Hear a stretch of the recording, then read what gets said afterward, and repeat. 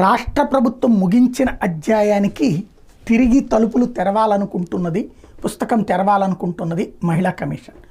గొడ్లవల్లేరుకి సంబంధించి విద్యార్థినులందరూ రోడ్డెక్కడం, రాత్రిపూట్ల ప్రారంభించినటువంటి ఉద్యమం దాదాపుగా 3-4 రోజులు సాగటం, పోలీస్ కేసు, స్వయంగా చంద్రబాబు జోక్యం చేసుకోవడం, లోకేష్ జోక్యం చేసుకోవడం, ఓ ప్రత్యేక కమిటీ వేసి పంపించడం. అక్కడ విద్యార్థినులు భావించింది ఏంటి, ఎవరో ఒక అమ్మాయి అందులో అవును సీసీ కెమెరాలు పెట్టాను మీ అందరి బతుకులు వచ్చేసినాయి, ఏం పీక్కుంటారో పీక్కోండి అంటూ మిడిల్ ఫింగర్ చూపెట్టడం.